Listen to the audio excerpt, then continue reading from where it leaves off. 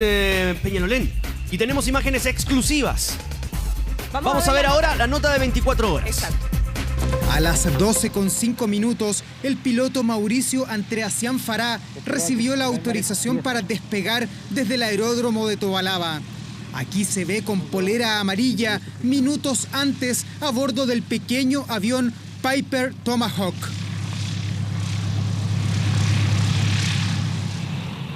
Debido al alto tráfico aéreo, 7 minutos después, la torre de control autorizó el vuelo. Tal como se ve en las imágenes exclusivas de Televisión Nacional, la aeronave perdió sustentación desde el inicio. Ay, están pololeando.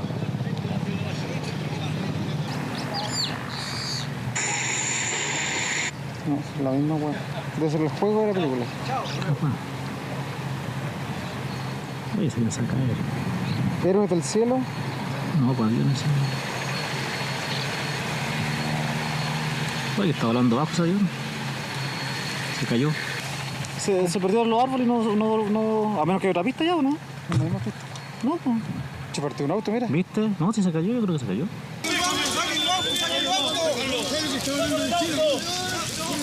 Hay una persona herida. Pero antes del pencazo se le paró el motor. Se notó que se paró el motor y me devolví inmediatamente y ya los niños estaban mal ya. Nos siguió de la cúpula hacia acá, dio en redondo y cae. ¿Me entendí? No fue en directo. Entonces, no venía así, directo como tu típico avión de acá. Dio la vuelta. ¿Cómo? Entonces... En la calle Antuco, a solo 10 metros de un sector altamente poblado, el aterrizaje de emergencia dejó con lesiones graves a la copiloto Javiera Morales Pellegrini, de 18 años. Tuvo fallas de motor, el piloto hizo uso de los conocimientos de las medidas de emergencia, trató de retornar al aeródromo respectivo. Al ver que la aeronave todavía seguía con estos problemas de sustentación, observó cuál era el lugar donde podía aterrizar con el poco fuerza de motor que mantenía. El piloto Mauricio Andreassian, de 19 años, obtuvo la licencia de piloto privado en mayo de este año. Pero tal como consta en su Facebook, hace solo 10 días había realizado su primer vuelo. El caballero nos dijo que lo sacáramos porque eso podía explotar. Quédate tranquilo, si la niña está bien. La niña está bien. Ella está bien. Quédate tranquilo. Por lo menos a mí lo que me decía que hubo un problema en el motor y por eso se cayó la avioneta. La verdad trató de hacer lo mejor posible, pero no pudo hacer más, decía. Pedía perdón. Solo 7 metros de largo y 10 de ancho tenía la aeronave Tomahawk, perteneciente al Club Aéreo de Santiago. Al momento del accidente, el avión CCKXA se encontraba con el estanque de combustible completamente lleno. Nosotros trabajamos en la dependencia del aeródromo y yo vivo acá, por eso vine ahora. Nosotros observamos cuando el avión despegó y se le apagó el motor. Se le apagó el motor y empezó a desplazarse, a planear prácticamente. Y se vino a tierra y por eso vine para acá, porque cayó a metros de mi casa. El aeródromo de Tobalaba tiene una pista de 1000 metros y desde hace más de una década está en la polémica debido a su cercanía con sectores poblados de Peñalolén. En la mañana yo pensé que iba a caer en mi casa la avioneta porque el motor ya no andaba y de repente empiezan a tomar vuelo. Y no son solamente avionetas las que salen de acá, son unos tremendos aviones que llegamos nosotros a quedar, pero sí, pasmados cuando pasa un avión para arriba de nuestras casas. Son niños, más de 20 años no tienen. ¿Cómo le pueden pasar un aparato de esa índole a un niño? Debieron haber venido con una persona arriba de 30 años por último, un piloto, pues huevón, ¿cachai? El aeródromo de Tobalaba no debe estar acá, pero no para este tipo. Y que arreglen sus huevas de aviones, pues. Tal como ocurrió con Cerrillos hace más de una década, el gobierno asegura que Tobalaba tiene los días contados. Ya está diseñado y también licitado el nuevo aeródromo de Peldehue, el cual podría estar listo a fines del año 2018. Una vez que esto ocurra, esperamos que de una vez y para siempre se pueda cerrar Tobalaba y así darle garantía a la gente que vive en la precordillera de no tener accidentes como este nuevamente. Creemos que ese aeródromo no puede seguir funcionando como lo ha hecho hasta ahora en ese lugar. La Dirección General de Aeronáutica Civil ya inició una investigación para determinar si en este fortuito accidente primó la falla en los motores o la impericia del piloto. Oye, está volando bajo. Las imágenes son realmente impactantes. Justamente estaba Davor Juranovic, ¿no? Justamente claro, en ese lugar. Estaba reporteando, se dieron cuenta que venía esta nave, porque lo que dicen muchos de los que estaban allí como testigos es que se notaba que venía muy bajo y que venía esquivando las casas, y que es algo que ha pasado en otras oportunidades. Van 5 accidentes con avionetas en los últimos 8 años en ese sector. Y lo que ha pasado en otras oportunidades también es que cuando ya ven que están frente a una emergencia, tratan de llegar a una zona donde no haya casa, que es el gran problema que hay allí. Y es lo que se debate cada vez que hay un accidente, y que ahora el intendente Orrego ha hecho como un anuncio más claro, pero siempre que hay un accidente se plantea si es conveniente o no tener un aeródromo en una zona residencial donde está lleno de viviendas y donde el riesgo es bien grande. Pero ¿por qué tengo que esperar a esto? Siempre me llama atención por qué cuando hay un accidente se lleva a esta polémica. Yo me acuerdo el primer móvil, mi primera aparición en cámara que hice en TN fue el año 2002, febrero del 2002, y fue a propósito de un accidente en el aeródromo de Tobalaba. Estamos hablando, imagínate, del año febrero del 2002. Y fue Gustavo, que en su momento se elogió la expertise del piloto, porque ante un inconveniente que tuvo exactamente la avioneta, logró, pero aterrizó en una calle, en consistorial, pero en una zona densamente poblada, que desgraciadamente han ocurrido tragedias. Hubo muerto el año 2008. Y el 2012 también. Exactamente, en una zona de la municipalidad. Fue terrible ese accidente. Yo quiero decir algo al respecto. A ver, aquí la culpa la tienen las autoridades antiguas, que han permitido que se llene de poblaciones, o de vías, lo que sea. Porque lo primero que había era el aeródromo en ese sector, porque hace muchos años atrás estaba absolutamente despoblado. Ahora se ha urbanizado, se están poniendo casas cada vez más cerca y lo están ahogando. Claro, lo que pasa es que la ciudad crece y necesita adecuarse. Pero también la ciudad necesita un aeroódromo. Ese aeródromo es importantísimo. Yo lo defiendo, de verdad, independiente de las otras cosas, porque es importantísimo para la aviación en general, e incluso cuando hay emergencias médicas, es lo más cerca que hay de cualquier recinto hospitalario. Eso es real. Claro, pero el tema es dónde, porque evidentemente lo que estamos viendo permanentemente es que hay un riesgo muy grande. Ahora hay un riesgo, pero el problema no es el aeródromo, sino que las autoridades antiguas hay que replantearse eso, porque obviamente la ciudad va cambiando desde el punto de vista demográfico. No somos lo que éramos el año 80 ni el año 90, y la ciudad necesita crecer. Pero Andrea, yo creo y que en todas las zonas. O sea, hay zonas donde hemos visto que ha crecido, donde hay, por ejemplo, riesgos de alude, por ejemplo. Sí. Eso no hay nada que hacer frente a eso. Pero cuando hay un aeródromo, sí hay una posibilidad de tomar una determinación y decir, vamos a trasladar ese aeródromo, porque ya es imposible sacar a toda la gente que vive allí. Bueno, nosotros vivimos por ahí. Ahora no se puede. Y es imposible. Es como lo que hablábamos recién respecto a la ley del 75. Exacto, hay que adecuarse. Son leyes anacrónicas. Acá también, que obviamente no están con lo que habla la actualidad. Lo que plantea Iván no es menor. Quizás la relación sería con que los pilotos civiles tuvieran otra instancia, pero dejar... ¿Sabéis por qué? Porque yo también estoy pensando que hay muchos aeropuertos internacionales que están insertos en las ciudades. De partida Aeroparque en Argentina, claro, en Buenos Aires. Y que no generan ningún tipo de riesgo ni nada. Ha tenido accidente de Aeroparque, clarísimo. Pero también yo me acuerdo en Copenhague, por ejemplo, tú llegas al aeropuerto, en medio de la ciudad, tú vas llegando y ves pasar los aviones por sobre los autos.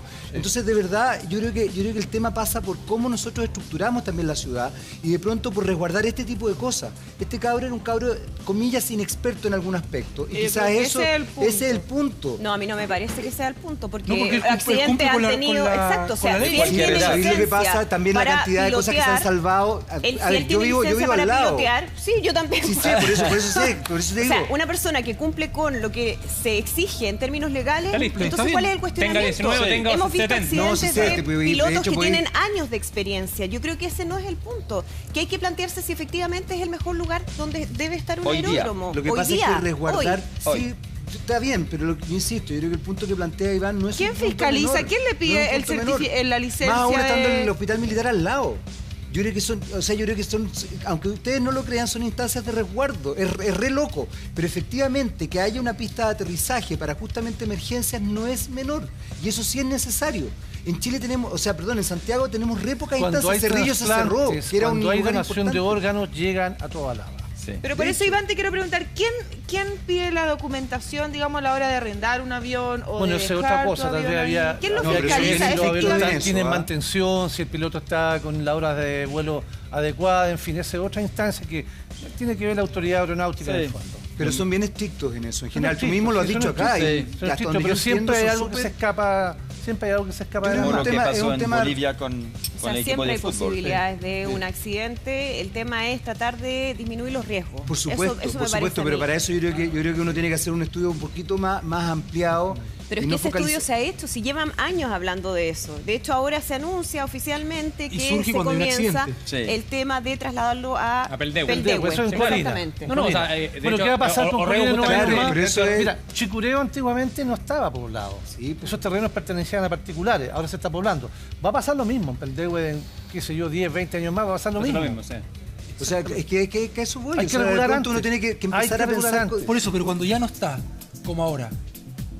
Yo estoy de acuerdo con Andreas, tienes que aminorar el riesgo, o sea, evitar que situaciones así puedan volver a ocurrir. Caso, justamente para los vecinos que están alrededor del aeródromo, o sea, es terrible el día a día, o sea, es la preocupación permanente. Ok, ¿no? De acuerdo, pero fíjate que la cantidad de vuelos que tiene Tobalaba es la más grande que hay en Sudamérica.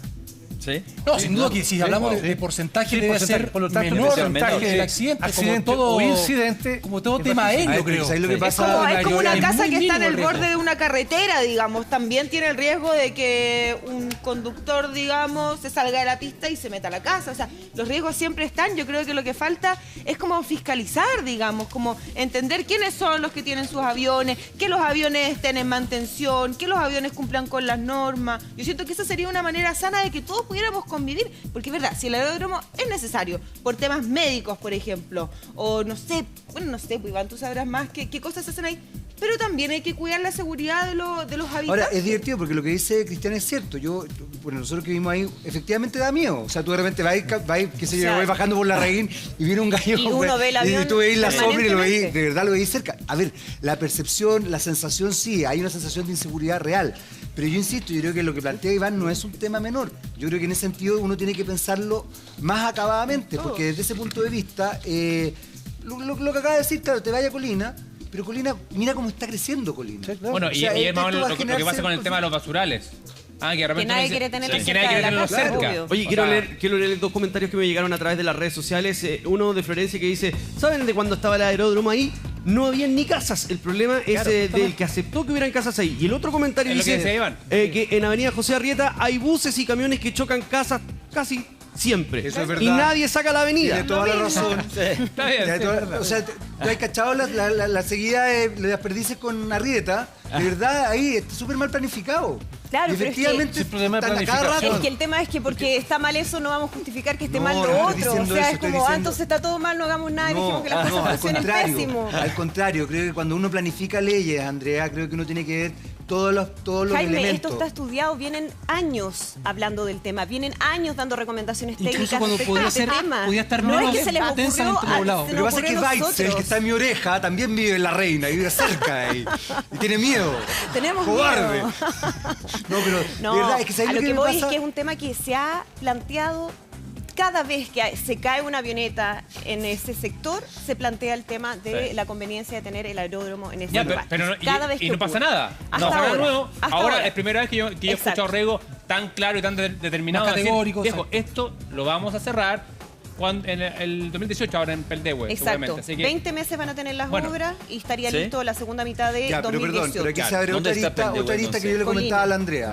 ¿Tú cachai el canibalismo que se va a generar con el crecimiento urbano también en la zona de La Reina? O sea, perdón, también ahí va a ocurrir una situación X, un fenómeno especial, donde hay una población que ha funcionado históricamente, que es la Villa La Reina, y evidentemente ese sector, ese espacio, que es muy atractivo, pongamos que esta cuestión es... De verdad va a ser tremendo. En términos de plusvalía y todo.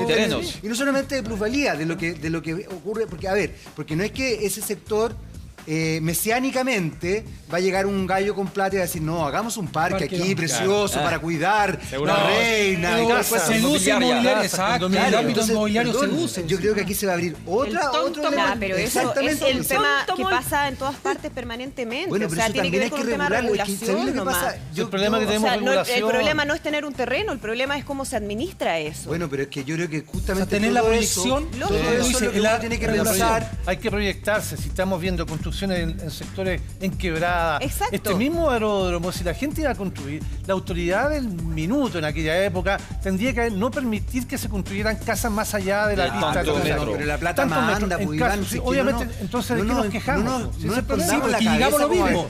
Cuando viene el profesor Salucci acá y decir, mire, ¿cuáles son los sectores que tienen más riesgo de un tsunami? En tal sector, perfecto. De hecho, hubo las que destruyeron el sector. ¿Qué vemos ahora? Listo, nuevamente. Arriba edificio, arriba casa. Perdona, voy a ir más allá. Voy a ir más allá. En Providencia, acá en Providencia, que es un lugar ampliamente poblado, se construyó un mall. Ustedes cachan el famoso falo de Santiago hoy día. A ver, en un lugar donde perfectamente podría haberse hecho un parque precioso. De verdad podría haberse hecho un parque precioso. Donde estaba la CCU. Donde estaba la CCU, exactamente. Donde estaba la CCU. Se podría haber hecho un parque precioso, un pulmón verde para Santiago, etcétera, etcétera. ¿Qué es lo que se hizo? Cemento, edificio, se congestionó la ciudad, etcétera, etcétera. Entonces, ese quizás también sería el llamado, lo que tú decís. O sea, ese sería el llamado. Ya, ok, cambiemos toda la... Pero de verdad hagamos un pulmón verde para Santiago. De verdad cuidemos la ciudad. De verdad, o sea, porque como dice la Andrea, la ciudad está creciendo. Veamos, planifiquemos. El tema es la planificación, que a veces uno parece que planifiquemos. no existiese. No, porque la plata manda. Y eso es lo que yo encuentro grave. Porque finalmente cuando la plata manda, capaz que saquemos toda la A y resulta que finalmente el remedio sea peor que el... Oye, en términos de regulación, efectivamente hay tanto barrio que se ha perdido. O sea, da lo mismo el barrio que sea, hay barrios que son tradicionales, preciosos, unas casas francesas increíbles.